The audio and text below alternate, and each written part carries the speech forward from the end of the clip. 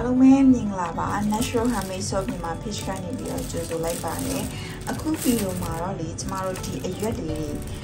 မြန်မာလိုတော့ကင်ဘုံရွက်လို့ခေါ်တယ်တဲ့ကျမအတန်ထွက်မှာလားမသိဘူးကျမမြန်မာပြည်မှာကျမတို့နေခင်တော့ဆိုရင်ဒီရွက်ကိုကျမကတိတ်ပြီးတော့တတိမထားပြီးတော့ဒီရွက်ရဲ့နာမည်ကိုကျမ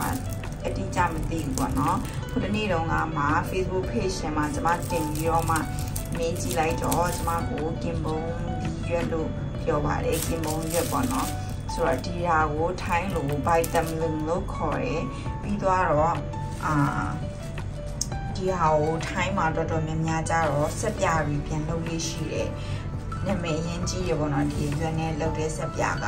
အသားရည်အတွက်အရင်ကအကျိုးပြုစီတယ်ဆိုပြီးတော့မှသူတွေကဆက်ပြာတွေပြန်လုပ်ကြပါတယ်အဲ့တော့ကျမက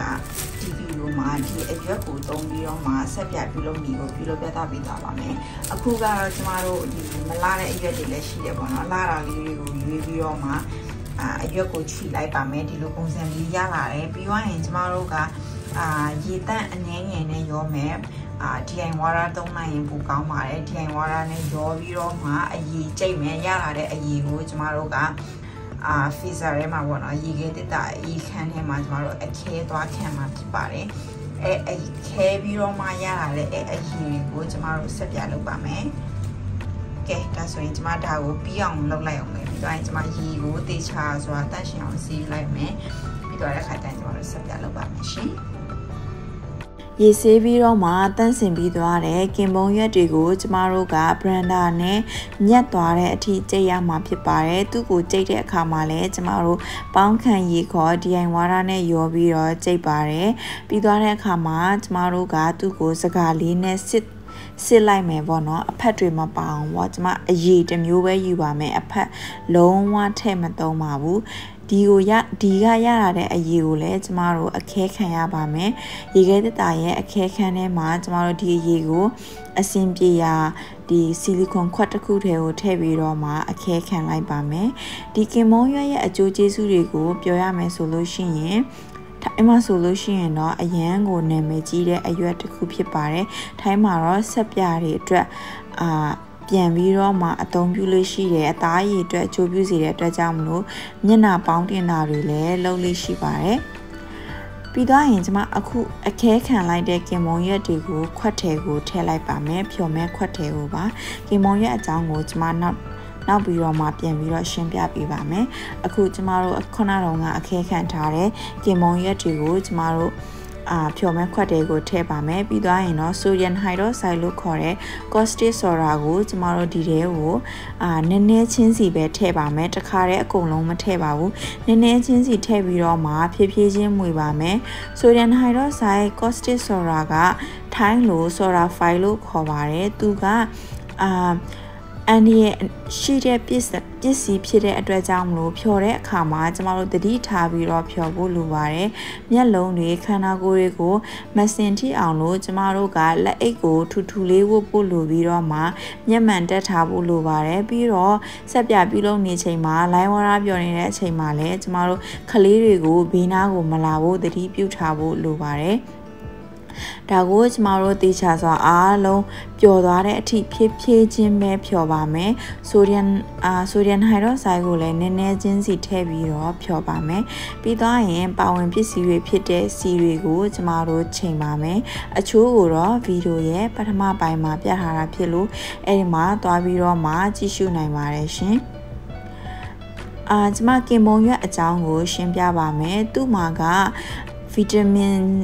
င်ဓာတ်နဲ့သတ္တုဓာတ်များစွာကျယ်ဝတဲ့အတွက်ကြောင့်မလို့ထိုင်းရှေ့ရခင်တုန်းကဆိုလို့ရှိရင်သူ့ကိုကျမတို့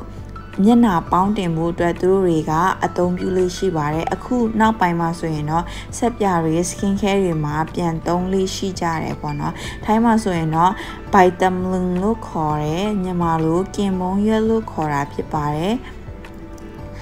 အဲ့ဟာကိုကျမတို့ကအသားရည်အတွက်ဘာတွေကောင်းလဲဆိုလို့ရှိရင်သူကဝက်ချန်အတွက်ကောင်းတယ်ပြီးသွားတော့မှ အသားရည်ပြည့်စည်တာတွေတင်းတိတ်သမားတွေအတွက်အရန်ကိုကောင်းမွန်ပါတယ်ရေဓာတ်လည်းဖြစ်ပြီးတာအတွက်ကြောင့်မလို့အရေပြားပြည့်စည်တဲ့သူတွေနောက်ပြီးတော့မှအရေပြားအရန်ခြောက်သွေးတဲ့သူတွေသုံးသင့်တဲ့အရွက်တစ်မျိုးဖြစ်ပါတယ်ဒီတိုင်းပဲကျမတို့ mask အပြစ်လည်းပြန်ပြီးတော့သုံးနိုင်ပါတယ်ဒီအရွက်ကိုရေလေးနဲ့အနှဲငယ်ရောပြီးကြိတ်ပြီးတော့မှကျမတို့ပြားရည်နဲ့အနှဲငယ်ရောပြီးတော့မှလည်းမျက်နှာမှာသွားပြီးတော့ပေါင်းတင်ထားနိုင်ပါတယ်အဲ့လိုလည်းလုပ်လို့ရတယ်ပေါ့နော်ကဲပြီးသွားရင်တော့ကျမတို့ရရှိလာတဲ့ line water နဲ့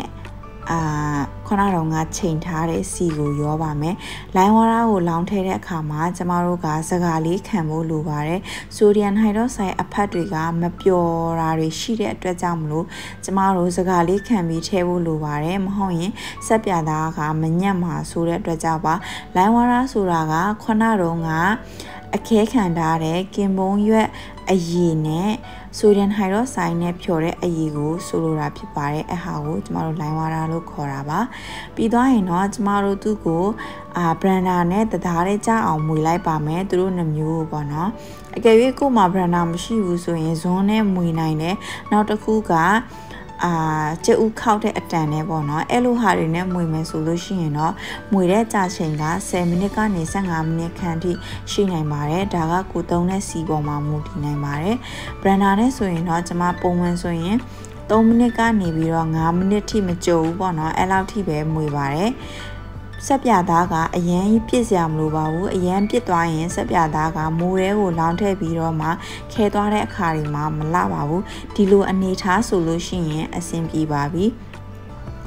အဲ့ဒါကိုကျမတို့ကဒီထက်ပြစ်သွားတဲ့အခါဆိုရင်မိုးရဲကိုလောင်းထည့်ရခတ်တယ်လို့ဆက်ပြသားတွေမှာလည်းအပေါက်လေးဖြစ်တတ်ပါတယ်အဲ့အတွက်ကြောင့်မို့အရန်ကြီးပြစ်ဖို့မလိုပါဘူးရှင်ပြီးသွားရင်တော့ကျမတို့အနံ့ထည့်ပါမယ်အနံ့ကတော့ကိုကြိုက်မြင့်တက်ရာ essential oil မဟုတ်လို့ရှိရင် fragrant oil တစ်မျိုးကိုထည့်နိုင်ပါတယ်တဘာဝနီးကိုကြိုက်တဲ့သူတွေအတွက်ဆိုရင်တော့ essential oil သုံးဖို့အကြံပေးချင်ပါတယ်ရှင်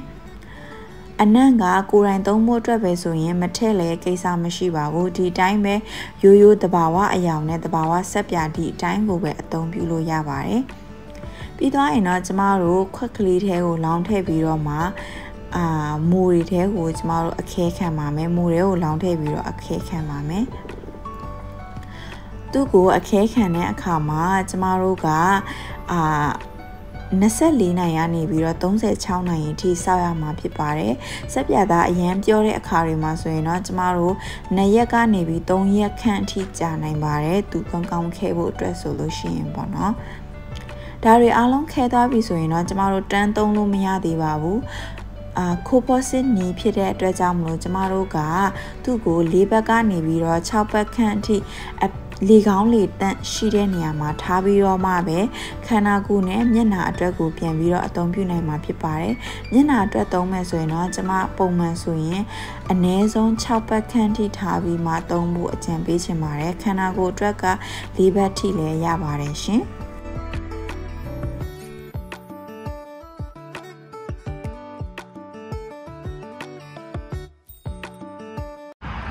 အားလုံးပဲအခုလိုဆက်ပြနဲ့ပတ်သက်တဲ့ဗီဒီယိုတွေ skin care နဲ့ပတ်သက်တဲ့ဗီဒီယိုတွေကိုကြိုက်နေတက်ခဲ့ရဆိုရင်ကျွန်မရဲ့ channel လေးကို like and share follow လုပ်ထားပြီးတော့ YouTube ထဲမှာဆိုရင်တော့ subscribe နဲ့ထောင်းလေးကိုနှိပ်ထားပြီးတော့မင်းရတော့